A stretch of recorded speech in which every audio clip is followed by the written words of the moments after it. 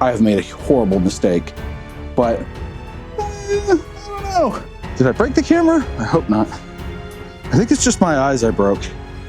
Oh, look at me. I'm a professional vlogger. No, I'm not, but it doesn't take a pro to know that this lens is going to put out some great footage. I might even have to hike in the snow and ice with it. Stay tuned.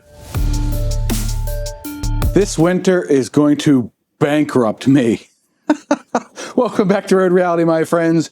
If you were paying attention to my new vlogging rig series, I hinted at this, but I went ahead and did it. Inside this box is Canon's RF 15-35 F2.8 L Lens. More on that in just a minute, but first we have to unbox this because I bought it used. That was just my hand sliding. I didn't actually break wind, but I bought it used from Allen's Camera, and I've never ordered anything from them. I've never bought a used lens before, so this is a new one on me. Gotta have our opening implement. How you doing out there in YouTube land? You having a good day? Hopefully I'm not gonna cut myself. All right. I know this box takes up most of the field of view here, but it's packaged very well. Now the 15-35 f2.8 L USM lens retails for like $25.99. That's $2,599. For the whole month of November and December, it was on sale for $2,099, brand new. How do you like the lighting here? I've got my overhead camera view. We can do this sort of thing, but I'm on the Pocket 3 over here. How hilarious is that? I told you I'd have extra uses for the Pocket 3, and I'm gonna put all my packing peanuts in here. I really don't want to mess, but I already see the word Canon poking through right there. But here's the deal. I sat on this lens so long, it was in my Amazon cart. I was ready to buy it. I couldn't do it. I was like, let me just get the cheaper one. And the 16-28 is good, don't get me wrong. But I just felt like there was something I was missing. I couldn't get it out of my head. Oh, that's a Canon microfiber cloth. Nice, thank you. And then we have a Canon, I don't even know what that is. It's like a leather cover thing. You ever seen one of these? Drop a comment below. But I just couldn't get it out of my head.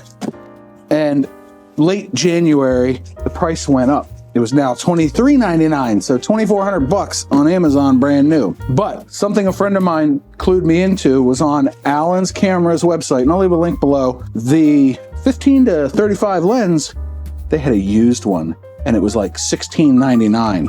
So not quite a huge deal, but still pretty reasonable deal for what is supposed to be an excellent condition lens with minor wear marks and nothing on the lens or anything like that on the lens itself. But I just couldn't pull the trigger.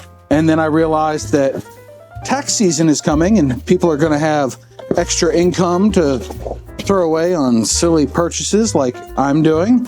And I just could not have that and not have this lens in my possession. So this is how it came wrapped.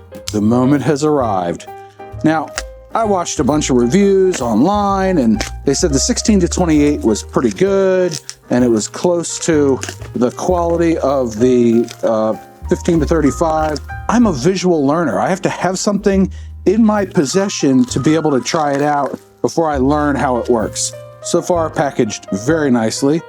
This is the back cap. Take a look. Perfectly clean. Nice, nice, nice.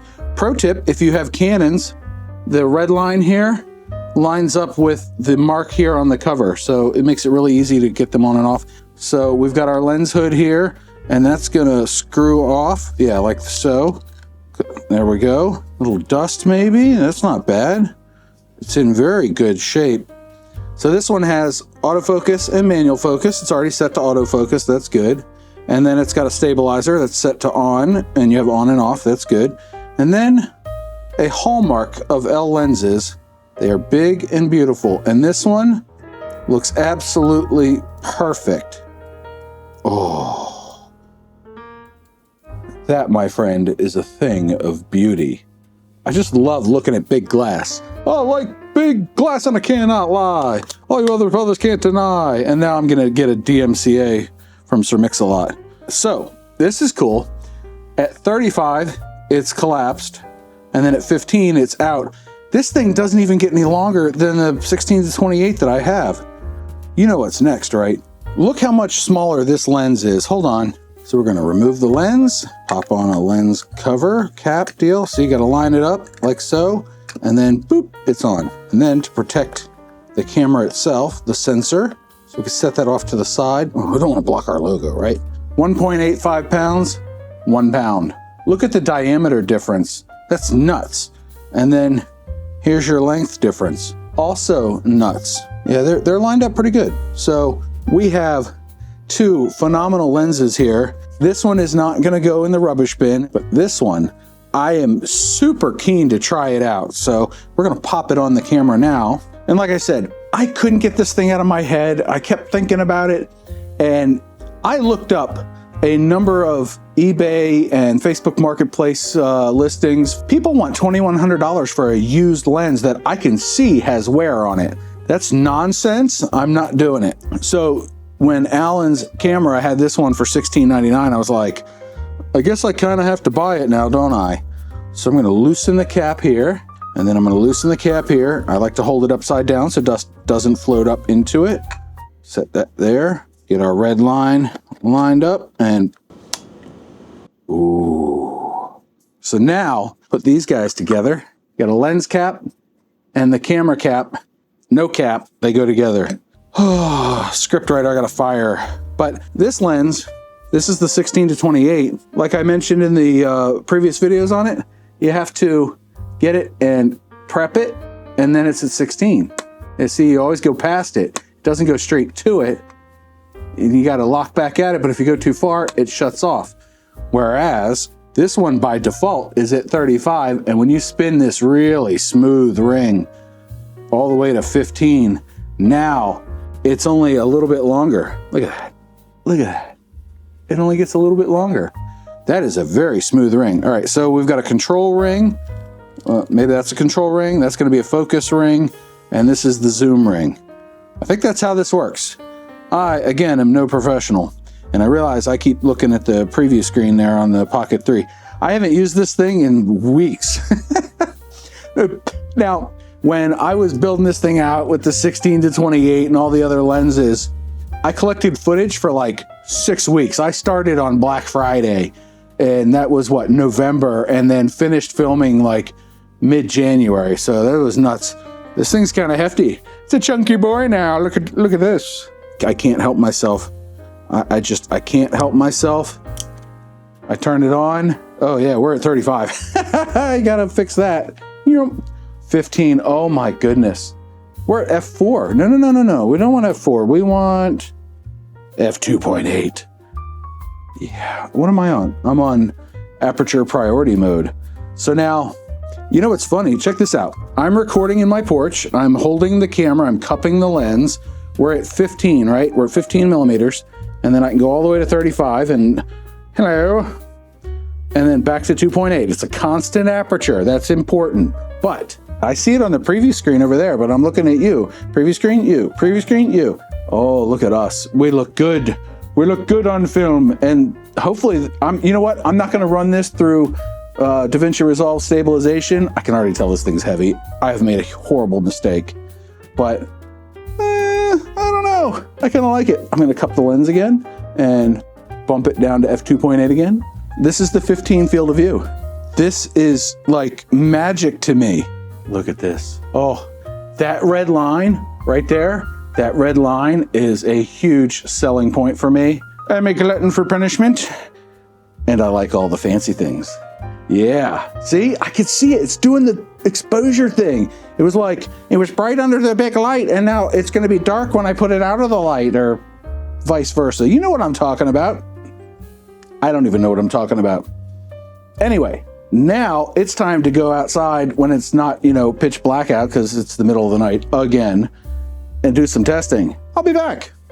And just a reminder, while I'm filming and shooting with this lens, everything's going to be JPEGs out of camera, no color grading. The footage won't be shot in RAW. It'll be shot in whatever Canon standard color profile there is. And that's that. All right, we are on the Canon R6 Mark II with the RF 15 to 35 F2.8 L lens. It is a mouthful, it is a handful, but we're testing it out. Look at the beautiful bouquet behind me, isn't it nice? The sun is setting. Do I have, oh, I do have audio, okay, good. I forgot to check before I started. Always check your audio, make sure you have a mic. My goodness, I'm only like a foot from the lens. This is fully outstretched arm. Yes, good times were had by some, but I cannot explain properly the feeling that firing up this camera with this big old L lens on it with that red line staring me in the face. I cannot explain the feeling that it gave me. But as I walk over ice and around the snow, because it snowed and it's never, well, it got above freezing today, like just a smidge. It is a little bit nerve-wracking, I will be honest. Now, I wonder how stable the footage is. This is raw out of the camera, and now we're gonna stabilize it in DaVinci Resolve. And this is what the footage looks like when it's stabilized by Resolve.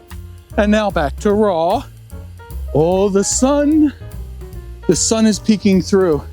Now look at this bokeh back here. We're at f2.8, and then we'll crank it f4. We'll give it a second. Yep, that's our bokeh at f4. And then f5.6 is another one. So I'm always talking about the blurry background, the bokeh. And that's what this is. Now, everything in the trees back there in the sky and all that should be a little bit more in focus. But as I crank this down to f4 again, now it's gonna get slightly more out of focus. And then we're at f2.8, which is the bottom, well, it's the bottom number, but it's the most wide open aperture available on this lens. And it's constant aperture. So that means that if I were to zoom into 35 over my shoulder so I don't take up the frame, that is what the bokeh looks like. And we're still at f2.8.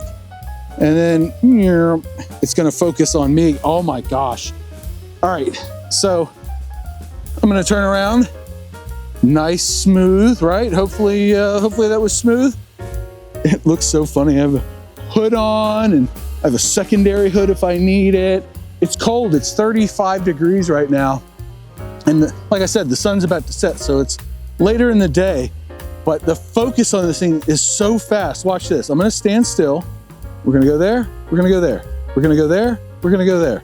We'll get all the way over, and now my wrist is broken, but this thing is so cool. I don't know how often I'm gonna be using it, but I have it. I have the option. All of this is about having options. And oh, I wanted to take some pictures. Let me take some pictures. I'm trying to take pairs of photos so that we can see 15 versus 35 millimeter field of view. That's pretty cool. And just like that, we're back to video. Oh, I love it. The pictures on the preview screen, the pictures look phenomenal. And even the preview screen shows the video footage looking more stable than the 16 to 28. And I'm not exactly ninja walking. I'm walking pretty heavy. Walking heavy. Ooh, I have a new picture idea. We're gonna have to get this real quick. The sun is warming my face. Golly, this thing is close. It's, what is that? That's 9 inches. It's a foot from my face. What a great field of view, this 15 millimeter focal length field of view. Anyway, you know what I'm talking about. I've been carrying the camera for 5 or 10 minutes now, doing some video, doing some pictures, and I gotta say, it doesn't, at first glance, feel much heavier than the 16 to 28. I know it's an extra pound, I can feel it when I first pick it up, but I guess you sort of get used to it. I gotta eat more spinach, turn into Popeye. Test complete.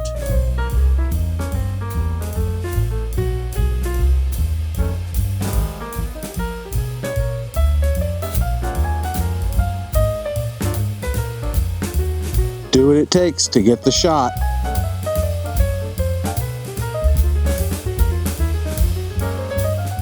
And we've got audio, we're good? Okay. And I'm about 5 feet from the camera here. We're at 15 mil. That's focus. There's zooming. Okay, now I'm like 8 or 9 feet. Whoa, stepping off a curb. If anybody told you vlogging isn't dangerous, they lied. And one of the first things I noticed when I was looking at my test footage was, even at 15 mil, there is a pretty good separation between me and the background here. Yeah, look at that, see? Now what I want to know, as I almost fall off the curb again, is how is the separation at 35 mil? Because yeah, I'm gonna stand 10 feet away from my camera that much.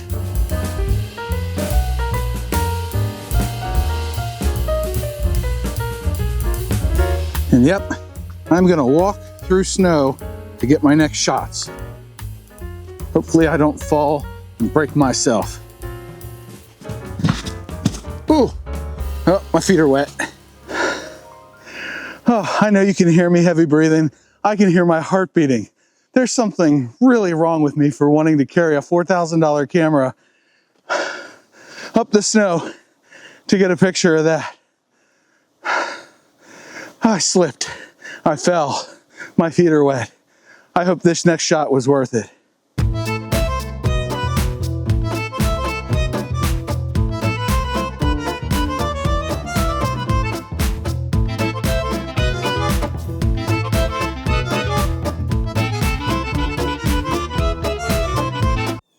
And this is what I have to deal with trying to get down from here. I don't know which way to go. I'm stuck either way. I might be able to go back. Ooh, I might have found an alternate, less dangerous path. Dare I even dream it?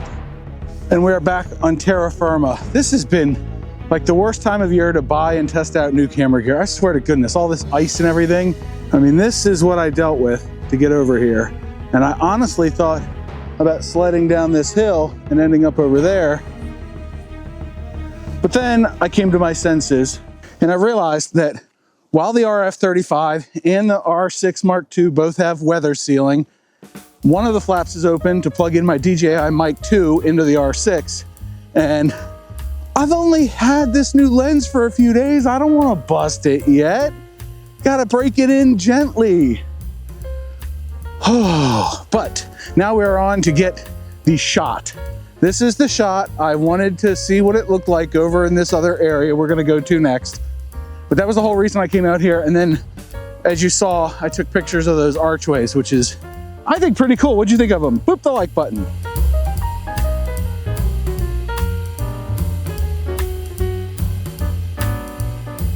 All right, what we have here is me standing in the middle of the road. Hopefully that stave was good. But up there should be the sun. And I looked at the sun too long and now I have little spots in front of me, but the sun should be behind me. This is the shot that I wanted to get, not the stuff I just showed, but this stuff right here is what I wanted to get. And so I'm gonna walk up here and through those trees back there, it should be able to give me that sun flare, whatever the term is, where they make the sun flare look cool with all the pointed lines. Yeah.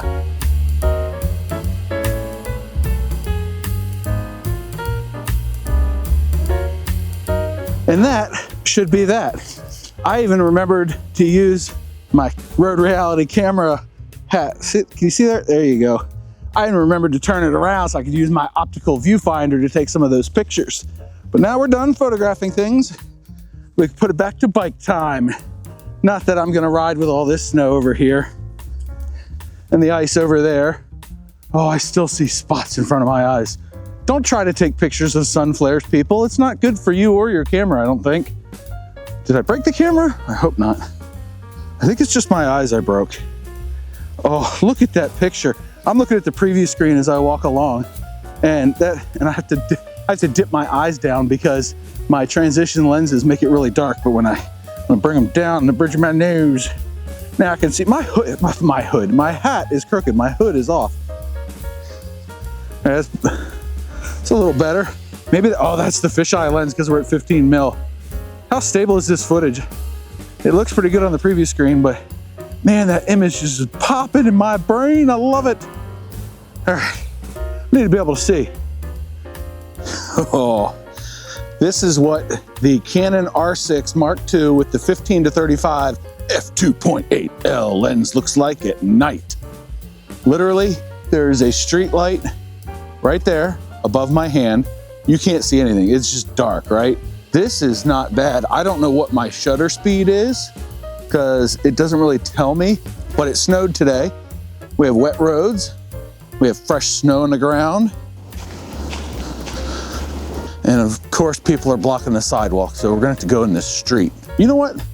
I'm used to like stopping in the middle of the road. We're just gonna walk in the middle of the road. So there's a street light right above me. And this is what the camera sees. And if I turn around, you can probably see me a little better. Look at that sky, that is so wild. All right, so this is at night, and now we need to get some pictures. We gotta get some pictures using this lens at night, because I think this is gonna be my vlogging lens going forward.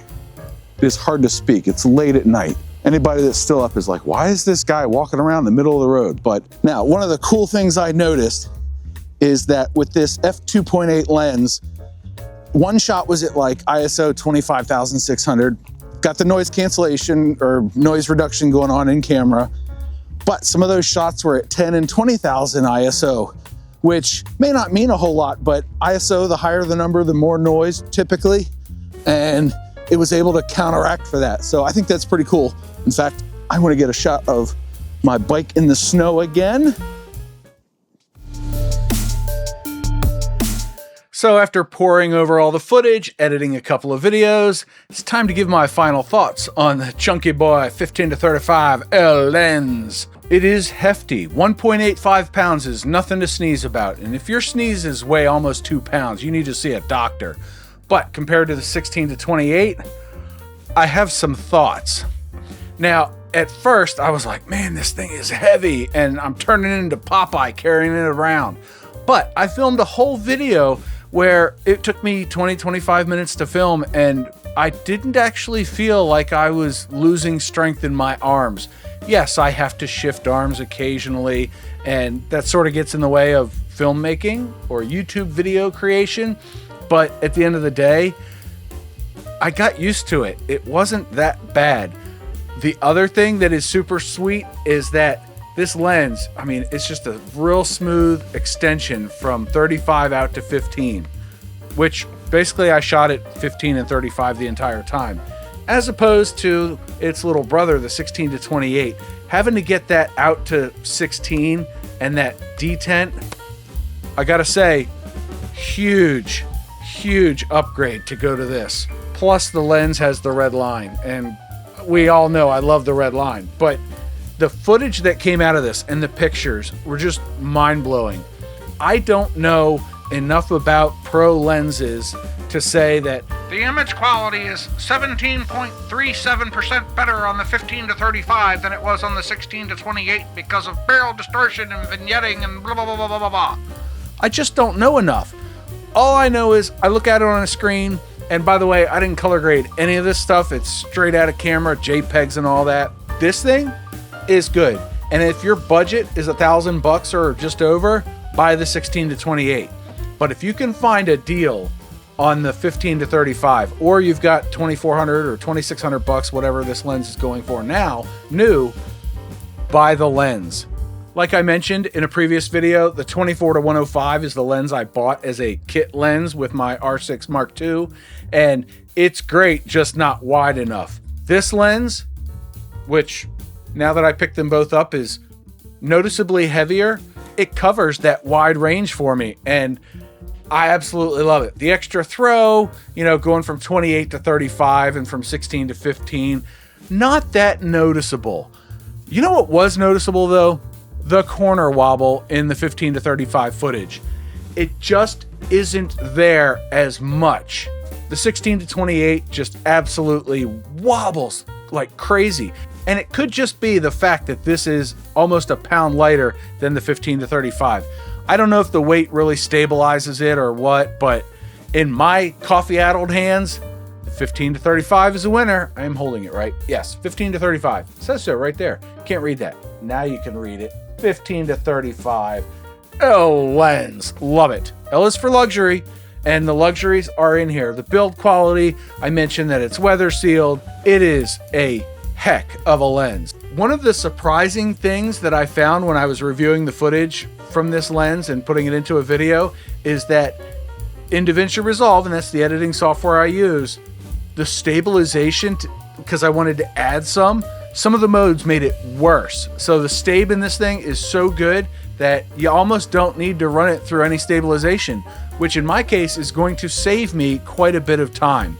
We're talking between 15 and 30 minutes per video off bike, a couple of minutes per on bike video where I carry this with me, and that adds up. That's hours a year I don't have to spend editing. I can spend on the creative portion of content creation.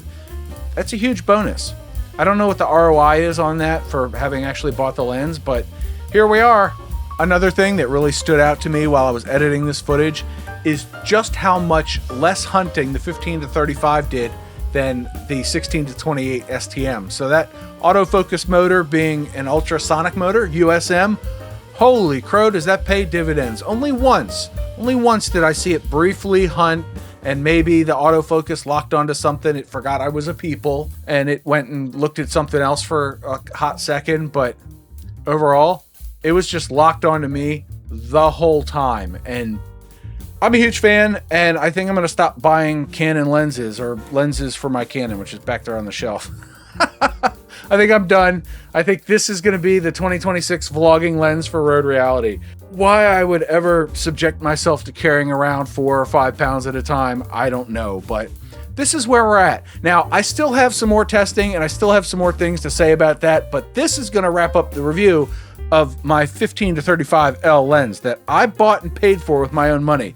Again, I will leave a link to Alan's camera down below. Check them out. Very friendly people, very fast shipping, and I couldn't beat the price. So anyway, I hope you enjoyed this video. I hope you learned something, got a chuckle at watching me test it out in all the different scenarios, and I'll see you in the next video, which conveniently is right over here. So go check that out after I remind you of your 2 mantras. 1, you have a 100% track record of making it through a bad day, and 2, do something nice for yourself every day. John out.